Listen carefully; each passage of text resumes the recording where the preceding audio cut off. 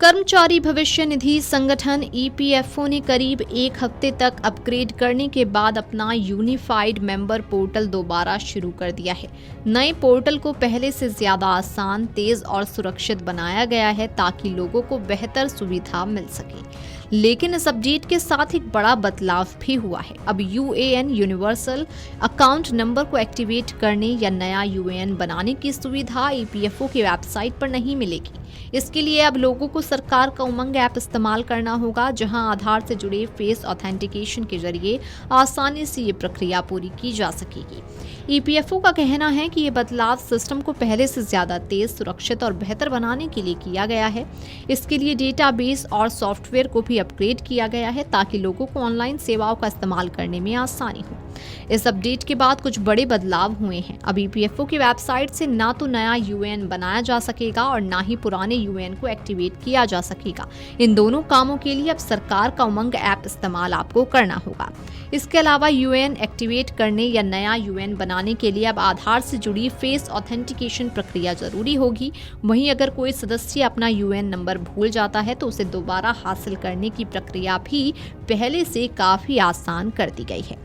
यदि आपका यूएएन अभी तक एक्टिव नहीं हुआ है तो अब ये प्रक्रिया उमंग ऐप के माध्यम से पूरी करनी होगी। सबसे पहले अपने मोबाइल से उमंग ऐप डाउनलोड करें। इसके बाद ऐप खोलकर ईपीएफओ सर्विसेज सेक्शन में जाएं। UAN services through face authentication के तहत यूएएन एक्टिवेशन विकल्प चुनें। फिर आधार आधारित फेस ऑथेंटिकेशन पूरा करें। स्क्रीन पर दिए गए निर्देशों का पालन करें और प्रक्रिया पूरी होने के बाद आपका यूएएन सक्रिय हो जाएगा।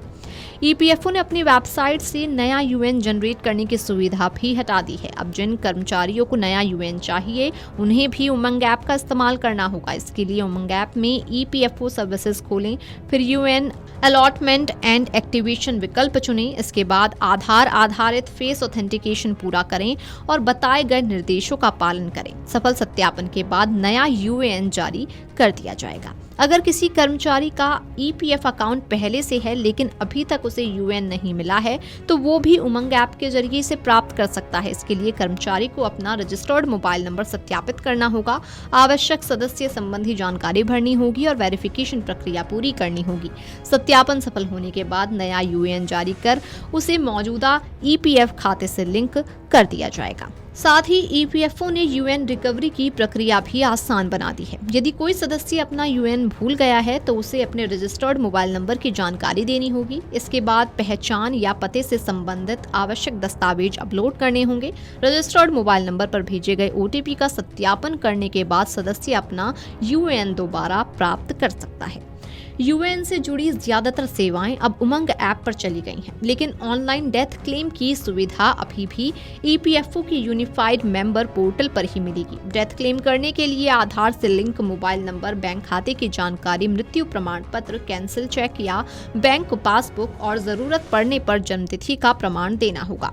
ईपीएफओ ने कहा है कि सभी दस्तावेज पीडीएफ फॉर्मेट में अपलोड करें। हर फाइल 2 MB से छोटी हो और फाइल के नाम में स्पेस नहीं होना चाहिए। पोर्टल अपग्रेड होने के कारण शुरुआती 2 हफ्तों तक क्लेम और दूसरे ऑनलाइन अनुरोधों में थोड़ा ज्यादा समय लग सकता है। इसलिए ईपीएफओ ने लोगों से कहा है कि एक ही आवेदन बार बार सबमिट ना करें। जरूरत ना हो तो बार बार लॉगिन करने से भी बचें।